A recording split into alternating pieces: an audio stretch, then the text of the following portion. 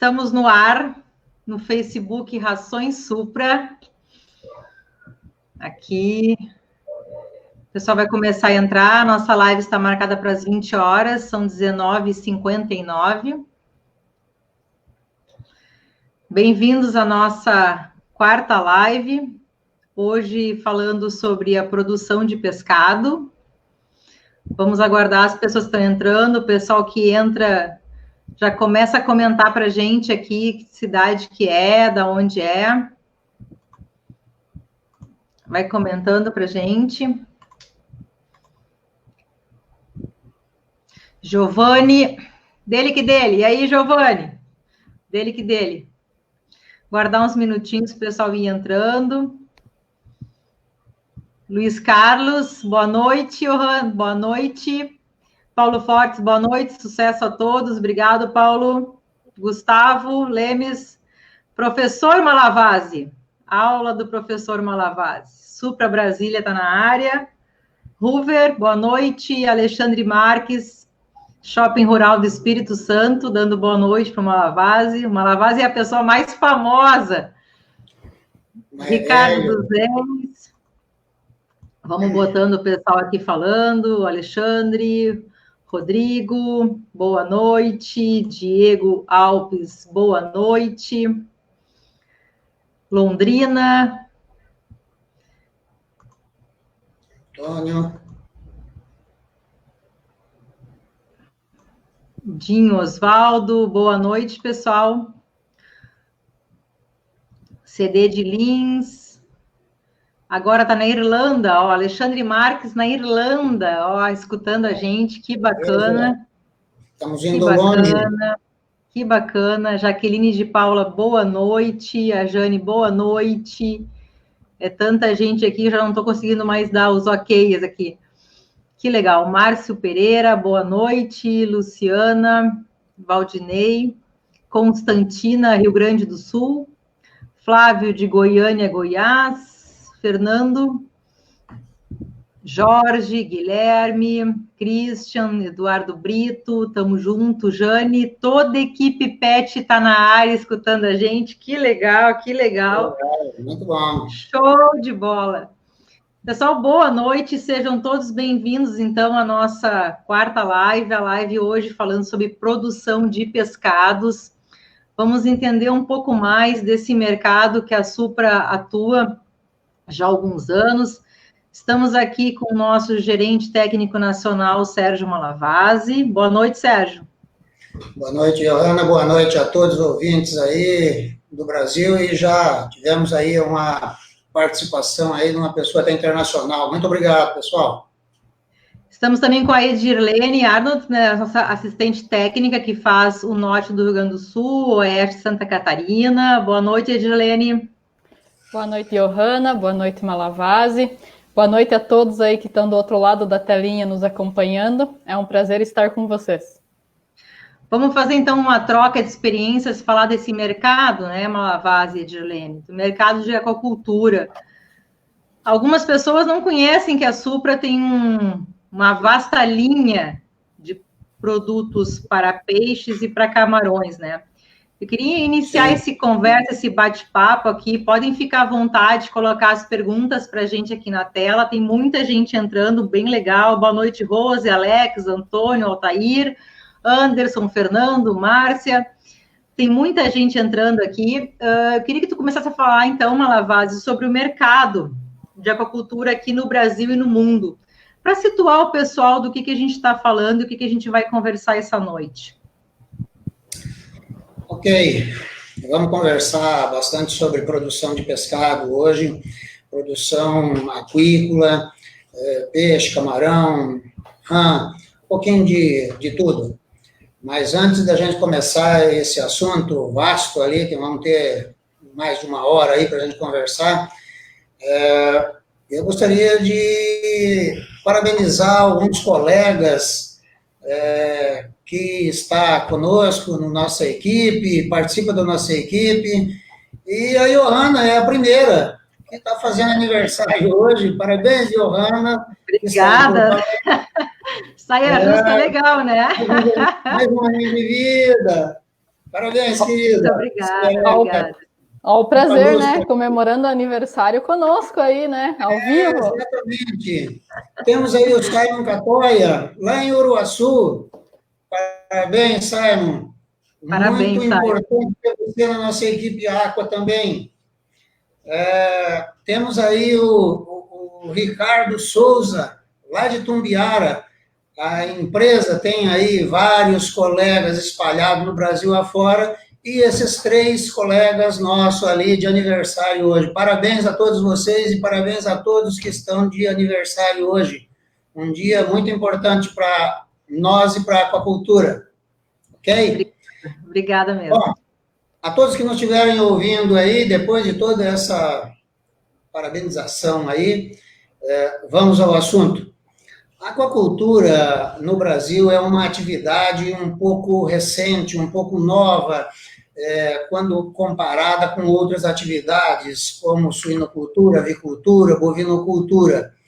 Mas, em alguns países da Ásia, essa é uma atividade já muito antiga.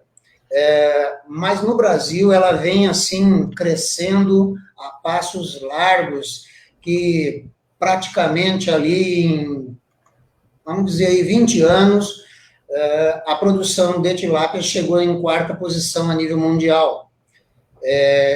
E esse crescimento brasileiro dessa produção de pescado, ela é muito forte e sustentável, porque nós estamos produzindo um produto com qualidade, com responsabilidade, uma produção muito estruturada, que aconteceu com bastante pesquisa, muito trabalho, muita dedicação, né? E hoje nós estamos produzindo com um custo muitas vezes inferior a alguns países já tradicionais nessa cultivo, nessa produção, porque nós temos uma agricultura muito forte, uma agricultura fortíssima, com uma produção de grãos muito forte, num custo baixo, com toda a parte tributária, com toda a legislação florestal que temos ali, com todos os problemas políticos que nós temos, o agronegócio no Brasil é um negócio que não para, é um negócio muito importante para um país como o Brasil, que é um país continental. Temos uma quantidade de água doce e água com qualidade para produção aquícola muito grande. Então, essa atividade é uma atividade que veio para ficar. E por que é que ela cresceu bastante rápido também?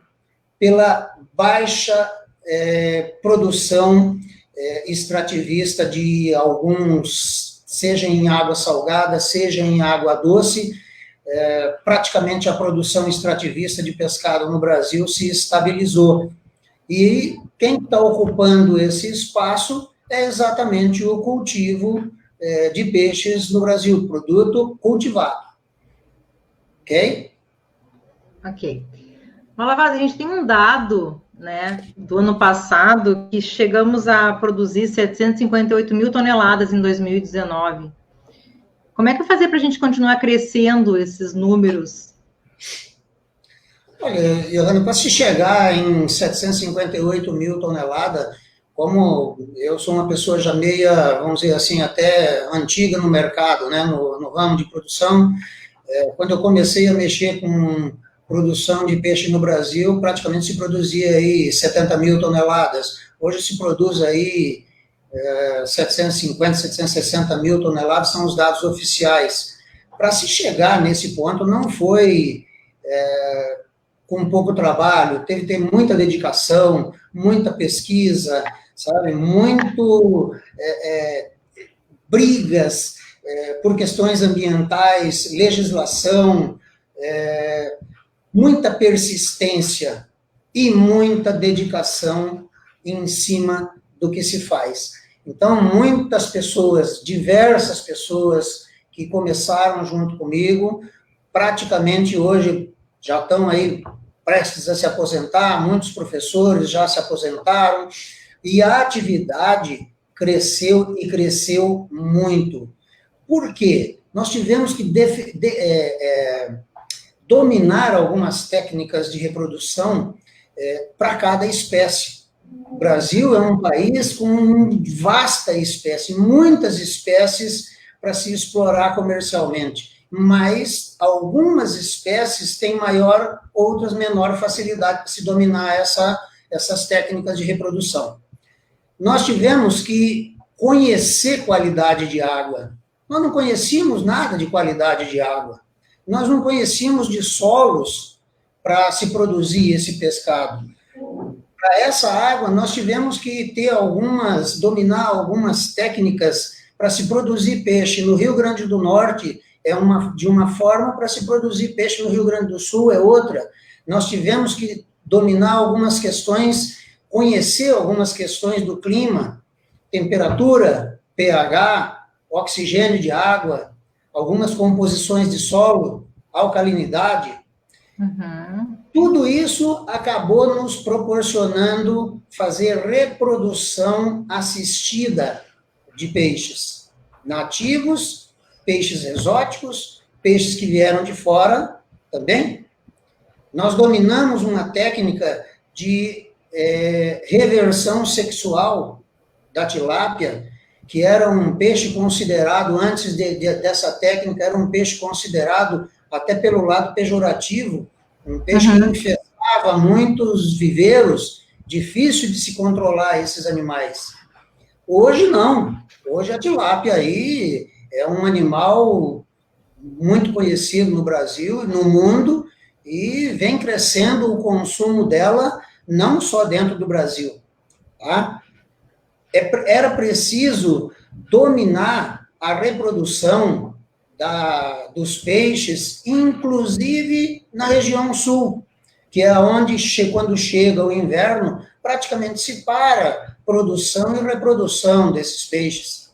Nós tínhamos problemas de mortalidades muito grandes no sul, quando nós não tínhamos algum conhecimento da parte de água, de qualidade de água, e isso foi dominando essa tecnologia. Hoje nós produzimos tilápia desde o sul do Rio Grande do Sul até o Rio Grande do Norte, produzimos peixes redondo, inclusive, Santa Catarina, Rio Grande do Sul, ou seja, está bem disseminado esse trabalho, essa aquacultura a nível de Brasil. E agora, até bem recente, nós temos algumas dificuldades grandes ainda a romper, a resolucionar. E a minha opinião, uma das maiores problemas que nós temos para solucionar a nível de Brasil é a parte de legislação ambiental, uma política definida para a aquacultura, uma legislação específica para a aquacultura, para a gente investir e poder produzir com mais tranquilidade. Legal. O que mudou, Malavasi? Mudou o consumo ou mudou a tilápia que mudou nesse tempo todo? O consumo, ele vem aumentando bastante, né, do peixe cultivado. O peixe cultivado, hoje, ele é muito mais acessível em questão de custo do que um peixe extrativo, seja de água doce ou seja de água salgada. Esse cultivo tem a possibilidade de você produzir esse peixe mais no interior, e não só a nível de litoral, em locais mais distantes de rios, né, de água doce, e isso faz com que lá na mercearia da esquina tenha opção de você comprar um peixe mais fresco, um peixe congelado, um peixe inteiro, o peixe na feira livre. Então, essa qualidade ali caiu no gosto do brasileiro. E o brasileiro, hoje, ele não está mais ligado somente no consumo do peixe de mar ou do peixe de água doce. Ele está ligado bastante no peixe de cultivo, seja ele peixe nativo, seja ele um peixe exótico, mas é um peixe que está sendo cultivado a nível de Brasil. mudou alguma coisa a nível de tilápia, a nível de peixe redondo, melhorou-se muito a genética, o cultivo ficou com um tempo mais curto, melhorou-se a nutrição. Hoje se tem rações aí de altos níveis de proteína para se produzir pescado, desde onívoro até os carnívoros mais remotos. Hoje nós temos condições. Tudo isso foi facilitado pela entrada das rações extrusadas, que hoje você tem uma possibilidade muito ampla de produzir rações, desde tamanhos ali abaixo de 1 milímetro até 15, 20 milímetros, com proteínas de alta, proteínas baixas, energia, vitamina, mineral, uma ração completa para se produzir qualquer tipo de peixe, seja nativo ou os importados mesmo, tudo dentro dessa legislação que eu acho que ainda está faltando um pouquinho. O produtor melhorou o manejo dele, o produtor se tecnificou, o produtor se automatizou, primeiro de tudo ele mecanizou a atividade, hoje tem automação de alimentadores, tem aeradores, geradores de energia, e tem essa opção agora da energia fotovoltaica, que isso vai começar a diminuir, reduzir ainda mais os custos de produção do produtor. Tá?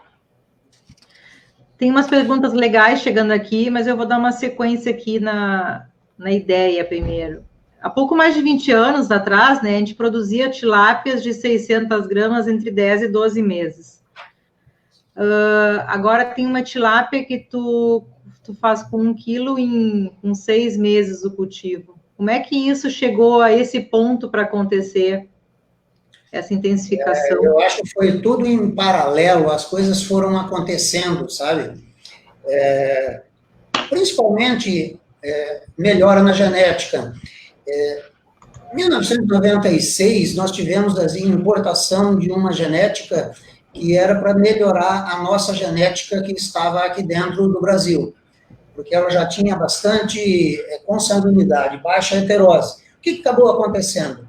Nós começamos a produzir uma tilápia chamada tailandesa, e essa tilápia se adaptou e se deu tão bem no Brasil que o crescimento dela foi muito bom, a conversão alimentar veio caindo, associado com umas produção de rações de melhor qualidade, melhor extrusão, melhores formulações, uso de aditivos, probióticos, melhora no manejo pelo produtor, ou seja, a cadeia produtiva, desde a produção do ovo até o processamento do produto lá no abatedor, no frigorífico, na industrialização dele, se melhorou, tudo melhorou.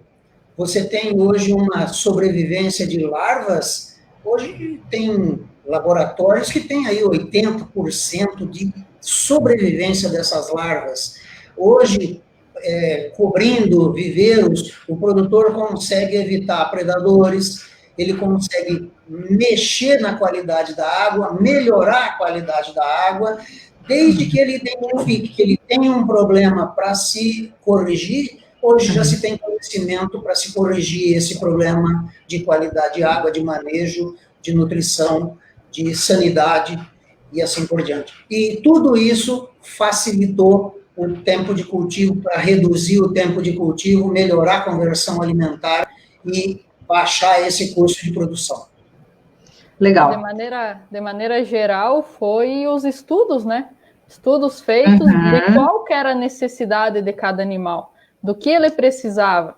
E com isso, aliado foi colocado o que ele precisava na nutrição, foi estudado os manejos, e hoje conquistamos os resultados que temos, né?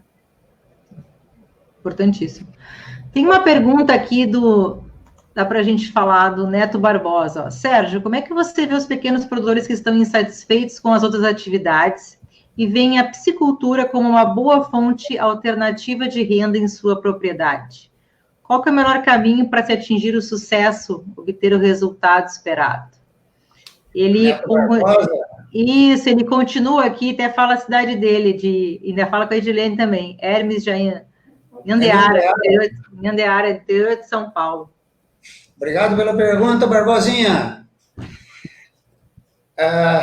Eu acho o seguinte, o produtor hoje, que está insatisfeito com algumas outras atividades, a piscicultura hoje, ela é uma das opções para que você, para o pequeno produtor, ganhar dinheiro, porque o percentual hoje, dependendo de algum sistema de cultivo, hoje você, dependendo do preço que você comercializa, que esse é um dos problemas que eu vejo no nosso produtor, o nosso produtor, ele tem uma dificuldade em comercializar, ele é bom para produzir, mas ele tem muita dificuldade na comercialização do produto dele. E isso daí deixa alguns produtores com uma margem maior e outros com uma margem menor. Mas, independente se o produtor é grande ou é pequeno, ele aplicando a tecnologia, usando o que se tem hoje de opções para se trabalhar, para se produzir, aplique tecnologia, não importa se ele tem uma gaiola, 100 gaiola, 1000 gaiola, ou ele produz em tanque escavado. Aplique o conhecimento que se tem para se produzir esse, independente se é tilápia, ou se é camarão, ou se é rã, não importa. O Neto Barbosa mesmo tem um cliente que produz lambari vermelho e está ganhando dinheiro. Ele tem um produtor que produz camarão de água doce e vende como lagostinho. Está produzindo camarão aí de 100 a 120, 130, até 150 gramas cada um, ganhando dinheiro. O importante é ele se posicionar no mercado, produzir com um custo baixo, com qualidade. Essa é a palavra, qualidade. Com qualidade, o cara que produz qualidade não vai ter problema na parte comercial. Consultoria, né, Malavasi e Edilene? Acho que até a Edilene pode complementar também, né? Cada sistema, cada propriedade, cada local tem N fatores, né?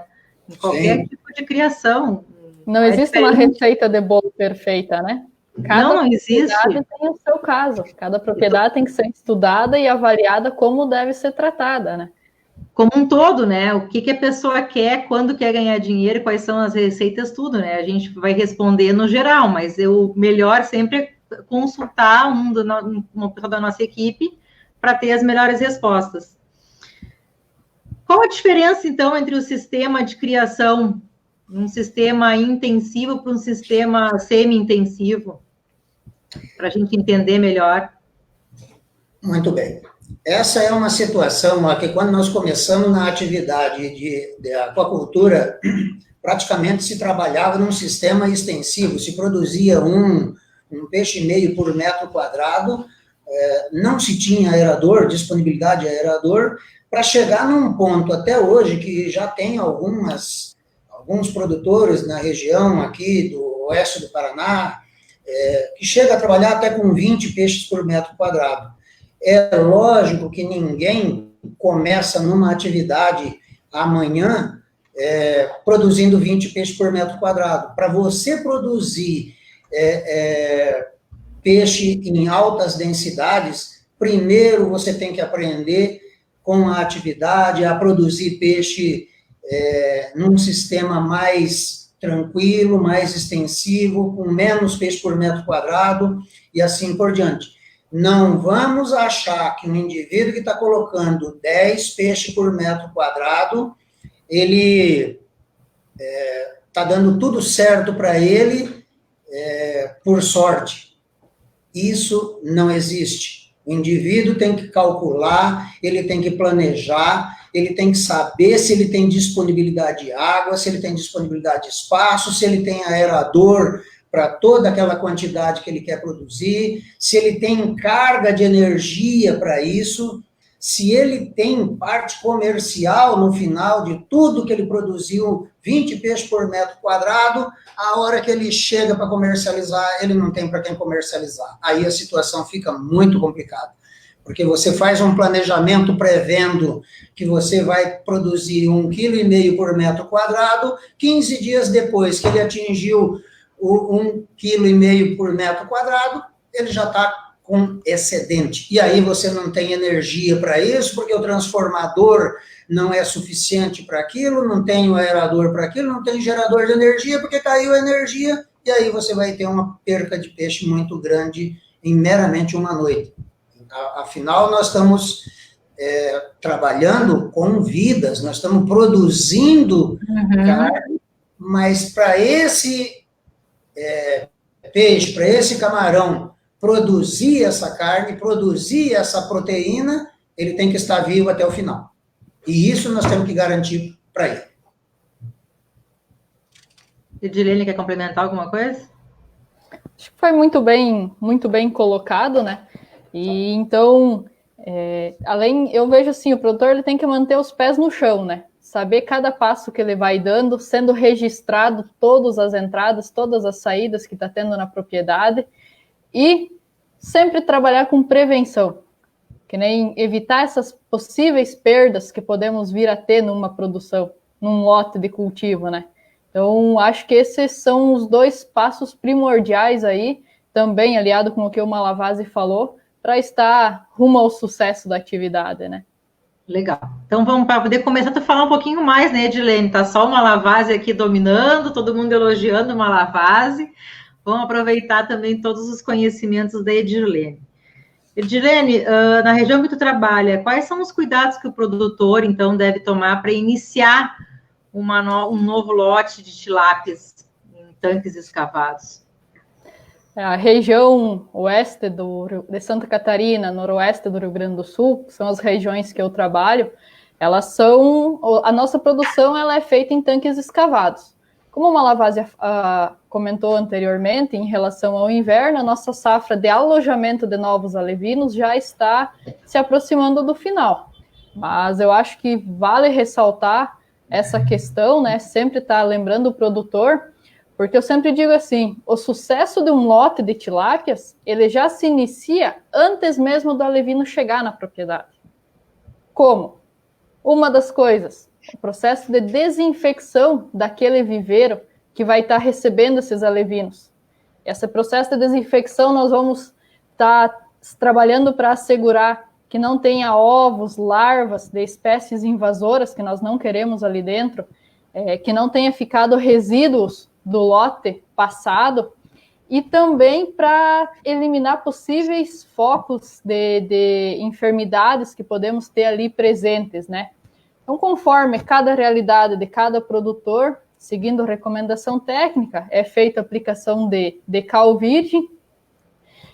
Outro quesito que é de suma importância que o produtor deve levar em consideração é a aquisição de um alevino de qualidade, um alevino que venha com um atestado de reversão sexual para macho mais próximo do 100%, uma vez que a tilápia, como já foi falado, ela tem uma reprodução mais facilitada que outras espécies.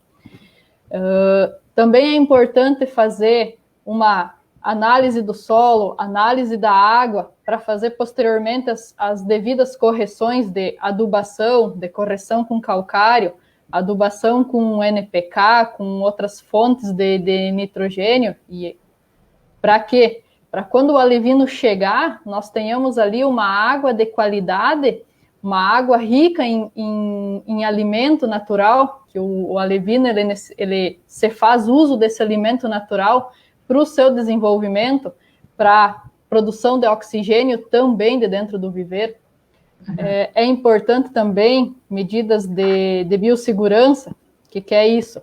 É a limpeza ao redor dos viveiros, tanto para a segurança do nosso produtor, do nosso cuidador, do alevino, do peixe, como também para estar enxergando se possivelmente tem algum predador ali visitando o teu tanque, o teu viveiro. E sempre que possível, nós recomendamos ao produtor fazer o uso de berçários. O que é o berçário? Nada mais é do que a concentração de todos os alevinos em um único tanque, em um único viveiro, para mais tarde esses animais já juvenis serem repassados para os tanques que vai ser feito a engorda e a terminação desses peixes.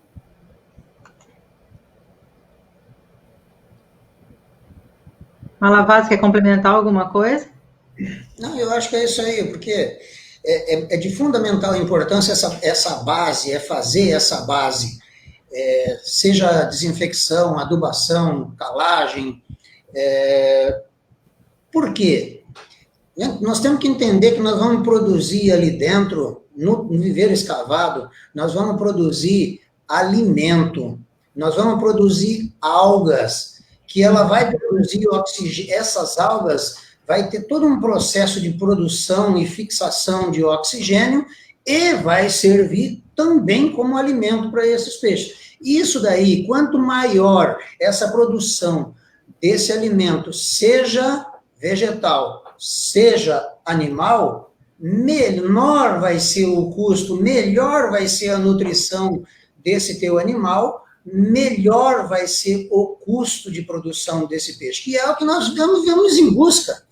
Quanto menor o custo, com qualidade, é de fundamental importância isso que a Edilene comentou.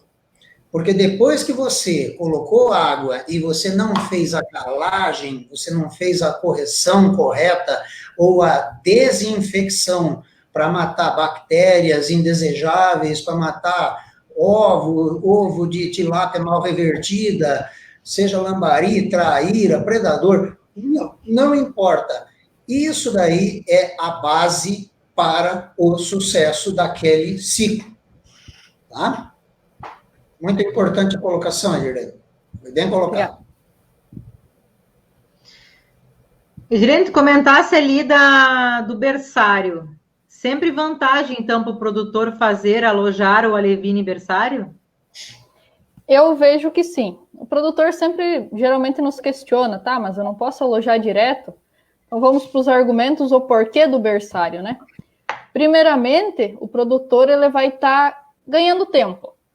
Vamos supor o seguinte, que o lote que ele tem dentro do tanque dele, dentro do viveiro dele, vai ser despescado com média de 900 gramas, 1 quilo.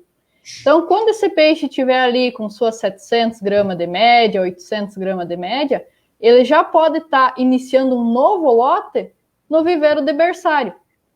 Quando ser despescado, o lote adulto, ele já vai estar com um outro lote em andamento vindo logo atrás, que já vai estar ali com suas 40, 50 gramas, depende da capacidade de cada berçário, né? Então, ele já vai estar ali ganhando tempo. Outra principal vantagem que eu vejo é que o alevino, ele tem um trato digestivo de rapidação. Então, dessa forma, a nossa recomendação técnica é que ele seja oferecido para ele ração 10, 12 vezes no dia, né? E vamos supor, se tem todos os alevinos em um único viveiro, é muito mais fácil do produtor, do colaborador dele, ir lá fornecer essa ração para o alevino em um único viveiro do que se ele tivesse que ir a 2, 3, enfim, 10 viveiros. Claro que hoje existem alimentadores que fazem esse trabalho de fornecer a nossa ração farelada, de fornecer a nossa ração 1 milímetro. Só que a grande maioria dos produtores, eles fazem isso de forma manual. Então, o fato de estar o alevino concentrado já facilita bastante, né? Outra vantagem é o cuidado com os predadores, que na fase inicial é onde o produtor ele tem as maiores perdas do número de animais. Então, num viveiro, num berçário, é possível ele recobrir com uma tela antipássaro para afastar predadores como biguá, bem-te-vi, panagem, uma tela de panagem para afastar socó, garças, e até mesmo usar de outros artifícios, como rojões, bombinhas. Então, se torna muito mais fácil esse cuidado se está todo o alevino concentrado próximo, né? Aí o produtor diz assim, mas isso é um trabalho, né? Você concentrar todo o alevino, depois você tem todo o trabalho de estar distribuindo ele. Não é um grande trabalho. Precisa basicamente aí de uma rede de alevinos, umas caixinhas de fruta e uma balança para trabalhar com a média de animais que você tem para estar distribuindo para cada tanque. Então, é um trabalho que eu vejo que se paga, porque no momento que tu tirar do berçário, dali para frente, tu já não tem perdas significativas. Então, tu já vai estar sabendo com o número de animais que você vai estar trabalhando. Malavaz, o que tu poderia me ajudar ali? Não, é isso daí. E a maior parte dos produtores hoje, a nível de Brasil, independe de que sistema de cultivo que ele trabalha. Hoje, a maior parte deles já trabalham com o berçário. É de fundamental importância o berçário pelo fato de que quando você põe ele direto num viveiro, você não sabe quanto que vai quanto sobrou lá. Aí você está tratando lá para 100 mil alevinos, sobrou 80. Com certeza você está tratando além do necessário vai interferir em conversão alimentar, vai interferir em curva de crescimento, ou seja, você não tem um controle da tua atividade. E isso é de fundamental importância para você ter um custo de produção mais baixo. O primeiro é aquilo que eu disse, nós temos que conduzir esse peixe de alevino até no abate. Uhum. Aí, se você perdeu parte dessa tua produção por predador, se você perdeu por doença, se você perdeu por uma má nutrição, por um mau manejo ou por uma má qualidade de água, não importa qual é o motivo que você perdeu, você perdeu. Você perdeu o alevino, você perdeu a ração que você já forneceu para aquele teu alevino, e você perdeu o tempo, e você perdeu principalmente a tua margem de lucro daquele teu animal. Porque você perdeu o animal inteiro, você perdeu não só a margem de lucro dele, você perdeu a margem de lucro dele e de vários outros para poder cobrir aquele prejuízo do peixe que perdeu inteiro. Perder o peixe na fase inicial é uma coisa, perder ele já quase pronto é outra bem pior. Pois é. Bem legal, o pessoal está interagindo bastante aqui com a gente, fazendo várias perguntas. Chegou uma aqui do Tiago. Boa noite. Malavase, grande profissional, considera o papa da piscicultura hoje no Brasil. Existe viabilidade econômica na recria de alevinos de até mais ou menos 30 gramas? E qual o custo que pode ser comercializado? A viabilidade do alevino, você comprar um alevino e transformar ele de meia grama, 1 grama, até 30 gramas, hoje é um mercado muito grande, a produção de juvenis, principalmente para produtores de tanque-rede. Como a Edilene colocou que o berçário é importante para o viveiro escavado, para que ele ganhe tempo, uma grande parte dos frigoríficos que produzem e que abatem esse peixe, vamos dizer, ele tem lá 500 gaiolas, ele não perde tempo, ele não perde espaço desses tanque-rede, ele só faz terminação desse peixe ali. Ele pega com 20 gramas, 4 meses e pouco de cultivo, dependendo de temperatura e qualidade de água, ele já vai ter um peixe para abater. O que acontece se ele for fazer esse juvenil? Esses tanque-rede que ele vai produzir, esse juvenil ali, ele usa ele para fazer a terminação. Então, tem viabilidade, sim. Tem uma viabilidade muito grande e uma demanda muito grande para juvenil, não só de 30 gramas, até acima de 30 gramas. Tá? Beleza. Sabemos, então, que o cultivo de animais, quanto mais confinado, né, maior vai ser o custo com a alimentação. Como produzir o peixe com um baixo custo, que competem com as outras carnes, se nesse momento as matérias-primas que compõem as rações estão em alta? Difícil essa pergunta, né? Espremiu o Malavase e ele caiu. Apertei tanto o Malavase que ele caiu na live. Ele fugiu. Dilene, tu quer ir respondendo aqui para nós? Então, hoje, para nós produzir um bom pescado, um bom peixe, né, nós temos que levar em consideração vários fatores. As matérias-primas para nós produzir a nossa ração subiu, tanto que a nutrição é um desses fatores que deve ser levado em consideração para produzir um bom pescado. Só que, porém, que ela não é a única, né? Voltou! Eu ia deixar vocês sozinhas aí, mas resolvi voltar. Não deixa a gente sozinha, não.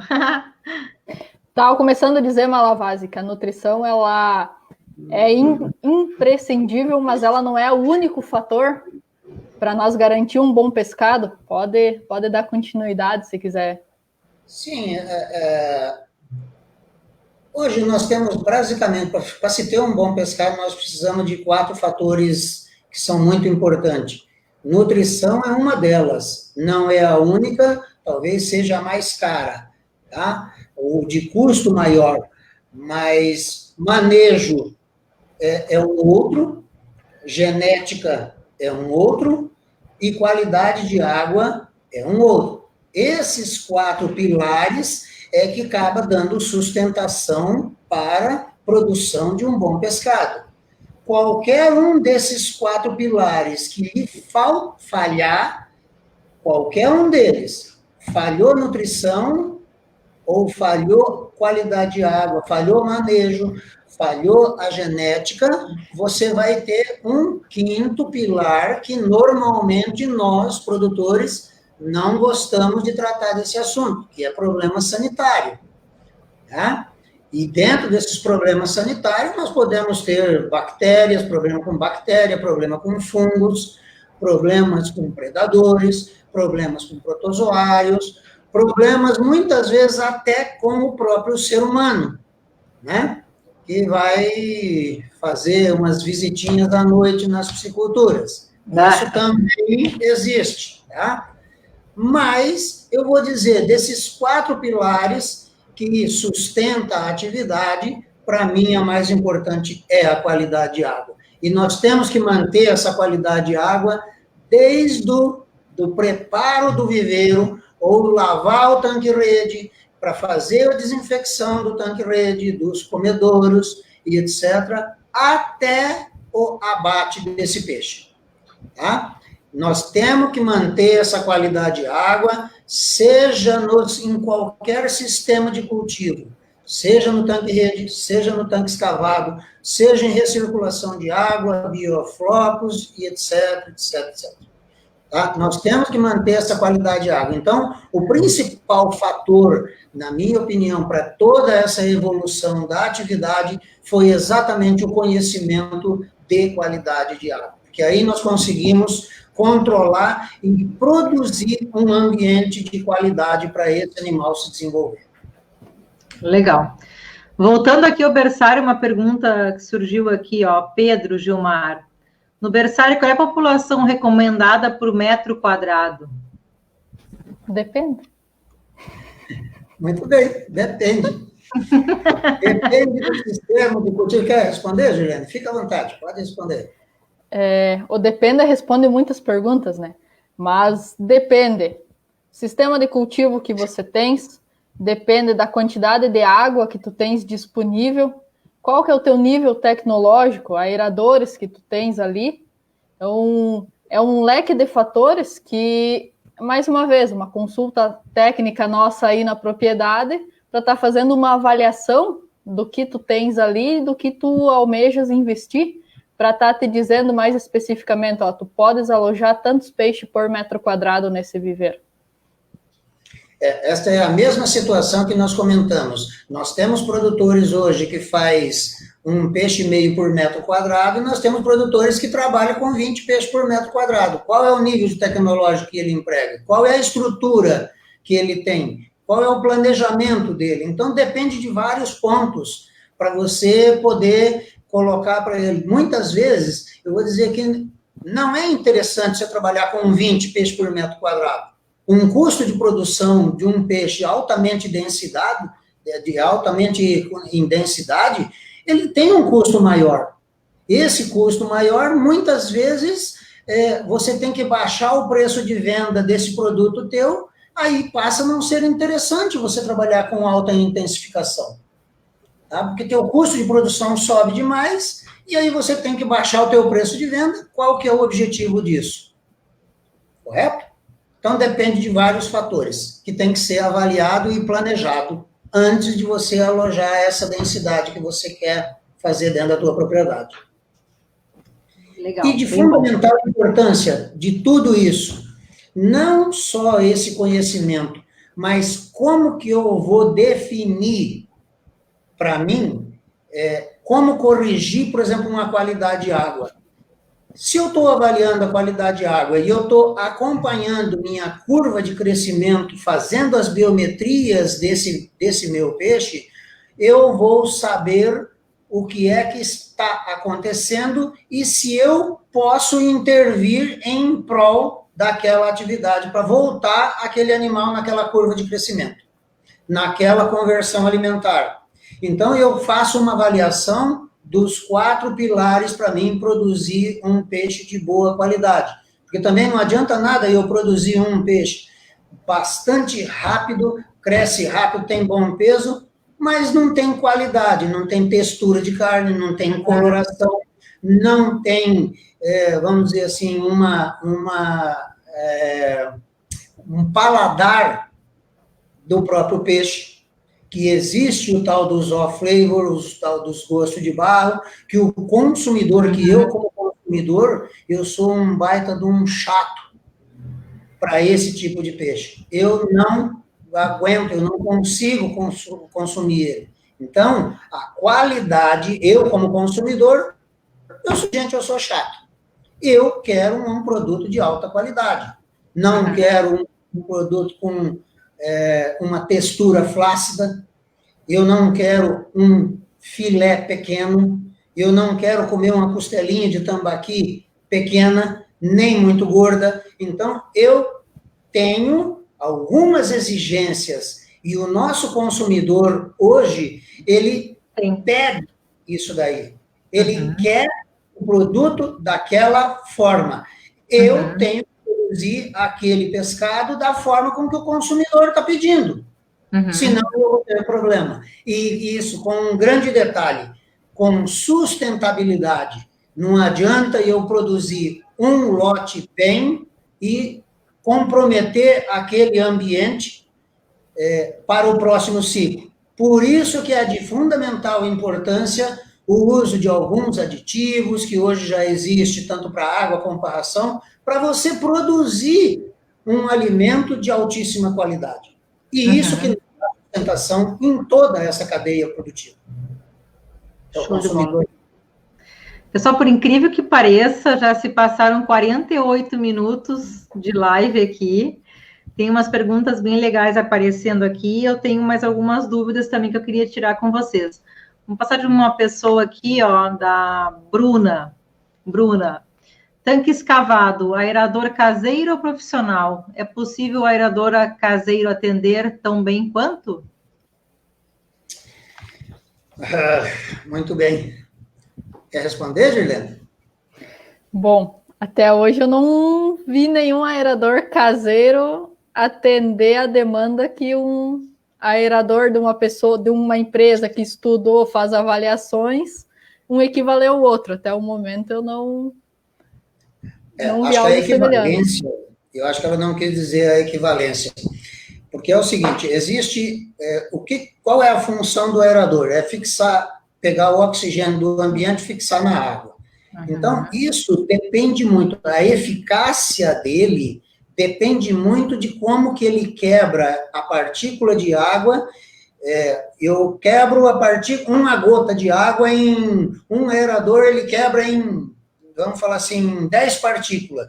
E vamos dizer que o caseiro dela quebrou em 3 partículas. Ela vai conseguir botar 3 partículas de aerador e aquele que quebrou em 10 partículas vai conseguir botar 10 partículas de oxigênio lá. É lógico que esse aerador que ela está adotando, ela vai gastar, de repente, a mesma quantidade de energia elétrica que um aerador profissional fixando muito mais oxigênio. Dá para usar? Claro que dá para usar. Vamos dizer, mas a eficiência desses aeradores vão ser muito menores do que um profissional que foi calculado por engenheiros para movimentar a quantidade de água, quebrar um maior número de partículas de água. Legal. Dilene, como é que estão os resultados do plano alimentar da Supra na região que tu estás atuando hoje? Região oeste de Santa Catarina, noroeste do Rio Grande do Sul, né? Então, basicamente, o que é o meu trabalho aqui, né? Nessas regiões, então, eu faço acompanhamento, desenvolvendo a mensuração da biomassa, da biometria nos viveiros, né? Tá lá com a tarrafa, com a balança na mão. Então, acompanhamento, em consequência a isso, do desenvolvimento do lote, do ganho de peso diário que esse lote vem tendo no dia a dia, acompanhamento da qualidade de água do viveiro, junto com o produtor, fazendo a avaliação do que ele vem jogando de ração dentro do viveiro, conversão alimentar, e ao longo desses quase 3 anos de acompanhamento nessas regiões, com toda a limitação de água que nós temos nessas regiões, eu observo no campo excelentes resultados. Eu conheço a qualidade do produto que eu visto a camisa. Eu sei os resultados que ela dá. Eu sei, conhecendo o produtor, o manejo que ele impõe dentro da propriedade, no cuidado com a sua produção. Então, atrelando os dois, eu consigo estimar uma conversão perante a ração que foi fornecida, sabendo mais ou menos quantos quilos de peixe ele vai estar despescando, e posteriormente aí conseguindo confirmar esses resultados, mas com a despesca, né? Mas assim, respondendo a tua pergunta dos resultados que nós temos vendo aqui, o ano passado, como não só na região, mas a nível do Brasil inteiro, tivemos uma crise no mercado do peixe, vamos dizer assim. Então, foi despescado peixes com peso médio superior. Então, em consequência, a nossa conversão deu uma elevada. Agora, no momento, com um peixe sendo despescado com média por volta de 1 quilo, a nossa densidade média aqui nessas regiões, nós falamos em 3 quilos por metro quadrado, estão conquistando aí resultados de conversões alimentares entre 1,20 e 1,35 por quilo de peixe produzido, né? Considerando uma baixa renovação, que é a nossa realidade aqui, né? Então, o produtor, ele seguindo o nosso plano alimentar, seguindo nossas recomendações, hoje no momento, os resultados que estamos conquistando aqui, né? E a nível nível de Brasil, Malavasi, como que tá? Em tanque escavado, isso daí é bastante... A questão de conversão alimentar depende muito de outros fatores também, tempo de cultivo, muitas vezes do interesse do próprio produtor em acelerar ou diminuir o tempo de cultivo, dar mais ração, menos ração, mas hoje as médias estão basicamente assim. Nós temos alguns casos nos tanques escavados aí, entre 1,2 até 1,35, 1,4 de conversão alimentar, mas o que importa bastante, que eu estimulo bastante o produtor, é ele ter as planilhas de acompanhamento dessas biometrias, da quantidade de ração que foi utilizada, para ele fazer o cálculo do custo de produção dele, porque se ele não tem essa planilha e ele não sabe quanto custa esse peixe para ele, um peixe pronto,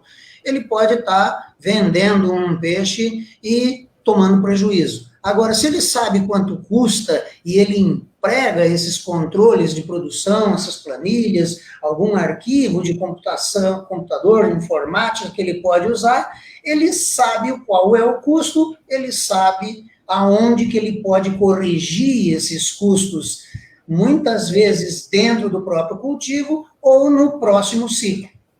Tá? Ele tem como interferir e melhorar essa situação que ele se encontra. Tá? Legal. Edilene, o inverno está chegando para a região sul. O que a gente pode fazer? O que a gente pode orientar o produtor a tomar um cuidado? Então, Johanna, como falando não só no peixe, mas uma realidade aí vista no leite e nas outras atividades, nossa região sul do país, de maneira geral, nós estamos enfrentando aí a falta das chuvas.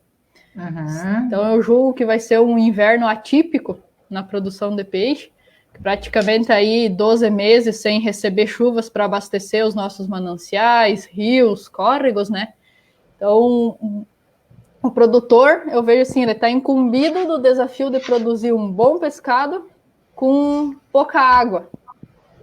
Então, um grande número de viveiros, de propriedades que a gente visita, os níveis de água dos viveiros, eles estão muito abaixo da sua capacidade. E aí, em consequência disso, o que acontece? O produtor ele acaba tendo que restringir o trato, ele acaba tendo que subir um pouco o custo de produção com o uso de aeradores e, de certa forma, acaba interferindo no desempenho dos animais, né? Eu posso deixar assim como sugestão, então, não somente aos produtores que estão com essa limitação de água, mas todos aqueles que vão passar o inverno com peixe dentro dos viveiros, é o uso da nossa aquafortificada, né?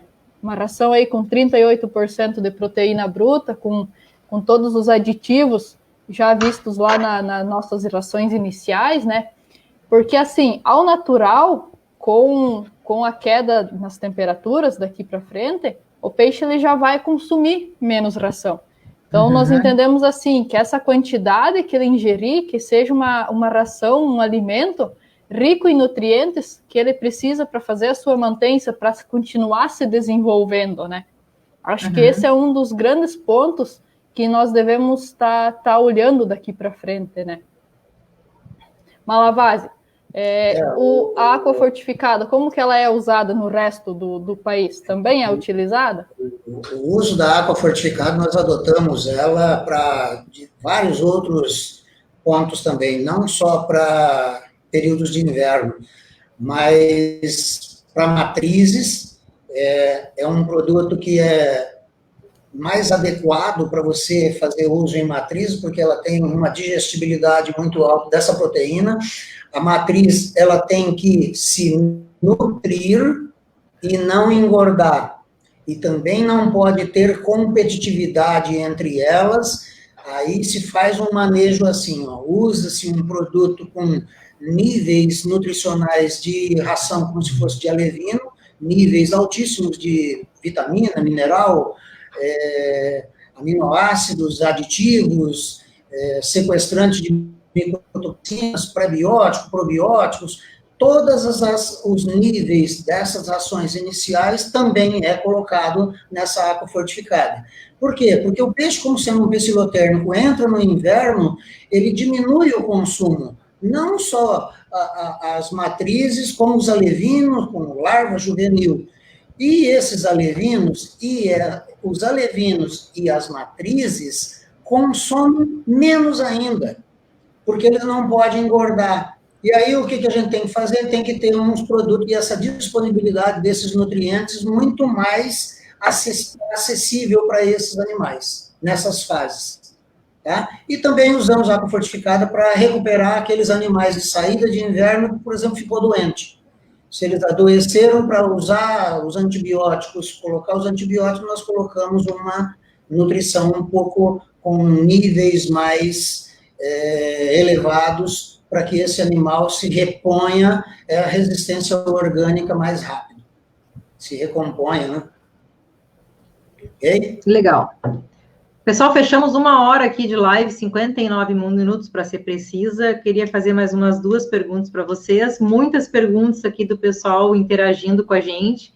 Prometo que as perguntas não ficarão em branco. Depois a equipe, Edilene Malavasi, vai responder uma a uma também, aqui eu não perguntar ao vivo aqui. Queria saber de vocês, então, quais são os maiores desafios que vocês observam da porteira para dentro hoje, do produtor? Eu vejo assim, olhando num contexto geral, a maioria das propriedades de piscicultura, ela é vista dentro da propriedade como uma atividade secundária, quando não uma atividade terciária, né?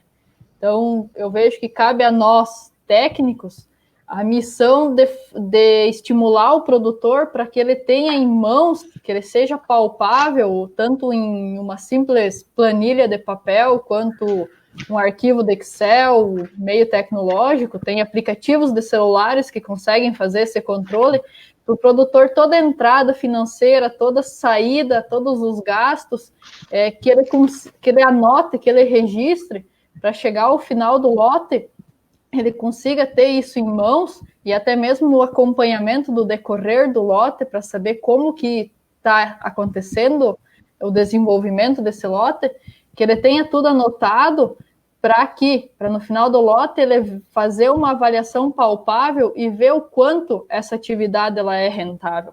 Até o momento, todo o tempo que eu trabalho com peixe, sem que tenha ocorrido algum sinistro, alguma eventual mortalidade grande de peixes por enfermidade ou falta de energia elétrica, sem que tenha ocorrido alguma dessas formas de sinistro, eu nunca vi fechar um lote negativo. É uma atividade rentável que te traz um retorno financeiro, né? E outro desafio é que eu sempre comento assim com o produtor: o peixe ele não fala, mas ele está mostrando o seu estado conforme o seu comportamento. O peixe está bem, ele tá comendo bem, ele está consumindo ração, ele não está na superfície procurando oxigênio. Então, eu sempre digo assim, como tem aquele ditado, né? O olho do dono que engorda o boi, é o olho do dono que engorda o peixe. Então, ele tem que estar ao redor da sua produção, rodando a propriedade, rodando os viveiros, espantando predador, olhando a entrada de água, fazendo análise da qualidade da água que ele tem ali dentro do viveiro para saber se está tudo ok ou se precisa fazer correções. O uso do aerador, beleza? Temos aí o oxímetro, que é uma excelente ferramenta que pode estar se pagando facilmente, porque tu sabe quando você precisa ligar o aerador, quando não, já posso desligar o aerador, né? Então, vejo como sendo esses os principais desafios hoje que nós temos aí dentro da propriedade. Malavasi. É isso daí, eu acho que esse no que diz respeito à parte de cultivo, eu acho que esses são os principais desafios nossos a nível de campo. Esses que a Edirlene colocou, que é fazer com que o produtor tenha os controles dele, a estrutura dele, o planejamento da atividade dele, tá? Como que ele vai despescar, para quem que ele vai vender, quanto que vai dar esse rendimento, qualidade desse produto, ou seja, tudo isso daí ele tem que ter em mente como sendo um negócio, um planejamento. Ninguém vai montar uma indústria sem ter conhecimento, sem ter equipe de trabalho, sem ter estrutura financeira, sem ter profissionais para dentro. E nós, na atividade, nós encaramos isso todo dia. Pessoal, 1h já e 3 minutos de live, para quem está nos acompanhando. Eu só queria fazer, acho que a última pergunta aqui, as outras a gente vai responder devagarinho, senão vai passar muito nosso tempo. O que a gente pode indicar de alimentação, então, da reprodução até o peixe pronto, da nossa linha de produtos? Tu pode descrever um pouco, Malavasi? Bom, a Rações Supra desenvolveu a linha Aqualine em 1996, mas nós já tínhamos uma boa estrada no que diz respeito à parte de rações Aqua. E nesse período ali, 1996, quando a tilápia tailandesa chegou no Brasil, nós montamos uma linha mais adequada para esse peixe. Então, lançamos um produto que começou uma linha que desde 56% de proteína, com mais alto nível de proteína, que a linha Aqualine tem, até produtos de 24%, 25% de proteína. Temos aí 11, 12 produtos para compor programas alimentares para matriz, para alevino, para fazer reversão de alevino, para fazer juvenil. Então, nós trabalhamos praticamente hoje com uma ração farelada, 56% para fazer reversão e para fazer cultivo de alevino até meia grama, 1 grama. Depois passamos para um produto com 1 milímetro já extrusada, com 48% de proteína. Trabalha aí com ele de 2 gramas, lotes homogêneos de 2 gramas, vai até 5, 6 gramas. Então, nós vamos compondo programas alimentares. Esse produto nós usamos também para peixes carnívoros, para fazer a fase inicial de peixes carnívoros. Trabalhamos com rações para peixes carnívoros também, como pintado, dourado. Temos rações para fazer também mais específica para peixe redondo, para trabalhar, fazer cultivos, reprodução, terminação de peixes nativos de uma forma geral, não só os redondos, mas de uma forma geral. Ou seja, a linha hoje ela está completa para produzir todos os peixes que nós temos hoje comercialmente sendo produzidos. Tá?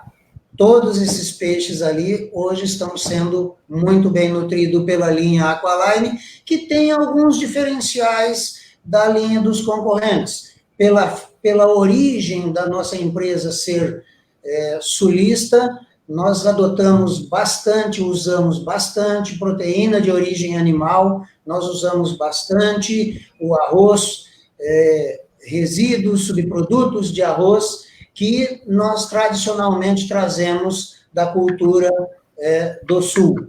E isso nos dá, hoje, muita tranquilidade para produzir peixes com baixa conversão alimentar e um custo de produção compatível para o mercado brasileiro. E até, hoje, para exportar alguma coisa. Obrigada, Malavasi. Obrigada, Edilene. Falamos aqui 1h07 a nossa live. Fiquei aqui com algumas dúvidas, algumas perguntas para vocês, o pessoal também. Creio que a gente pode atender a todos. Temos os consultores em toda parte do país. Perguntaram se tinha consultores aqui em Curitiba, tem no Nordeste, tem no Sul, tem no Norte. Malavasi também viaja por todo o país, a Edilene está focada mais no Sul. O importante é salientar que a gente tem as 7 fábricas a todo vapor, produzindo, temos vários CDs, 20 centros de distribuições no país, para trabalhar com toda a linha, com toda a gama. Era legal também avisar, né, Malavasi, que a gente também tem uma linha de camarões que não foi abordada aqui, muito importante, com um sistema super intensivo, uma linha de camarão que vem em sucesso. Podemos abordar isso numa nova live. Quero agradecer a todos aqui presentes, o público aqui. Eu queria dar a palavra para a Edilene aqui, falar a primeira live dela em público, como é que ela se sentiu, comentar um pouquinho com a gente, se ela participaria da próxima live, né, Malavasi? Com certeza, está convidada já. Vamos lá, né? Depois que vai indo, a gente entra no barco, né? Que bom, Edilene, que bom. Eu queria deixar uma mensagem aí para todos os produtores. Eu queria agradecer a AliSul, porque num momento como esse de isolamento, nós percebemos que empresas, marcas, produto, tecnologia desenvolvida, quem é que promovem isso? São pessoas, são gente, são seres humanos. E quando nós aprendemos a dar valor nesse aprendizado que a gente vem acumulando ao longo dos tempos, conseguimos nos transformar essa experiência em sabedoria, nós passamos a ser pessoas melhores, pessoas que compartilham com esse aprendizado, com essa sabedoria, com esses produtores, com esses colegas de trabalho nosso, que são muito valorosos para nós. Nós estamos aqui um pouquinho na linha de frente, mas nós temos uma retaguarda de colaboradores, de empresas, de equipamento, de pessoas que compartilham desse conhecimento com a gente. Eu quero agradecer a todo esse pessoal, todos esses colaboradores e, principalmente, os nossos clientes. Esse é nosso maior patrimônio. Cliente, conhecimento, transmissão de conhecimento, troca de informação. Isso é de fundamental importância para mim e eu acho que para todos nós. Com certeza, com certeza. A família Supra agradece a todos, uma gratidão imensa. Eu, especialmente no dia de hoje, agradeço a todos, as felicitações também. Muito obrigada. Obrigada por participarem e estamos abertos para as novas discussões, novas ideias. Deem o que está faltando para vocês aqui. Terça-feira que vem temos a nossa próxima live via Instagram, com o Ricardo Vreg, falando sobre equinos. Quarta-feira que vem tem uma nova live sobre ovinocultura. E brevemente teremos uma nova live também falando sobre produção de pescado. Ficamos aqui, gente, a nossa gratidão por toda essa participação. Obrigada, gente. Boa noite. Muito obrigado. Boa noite a todos. Boa noite.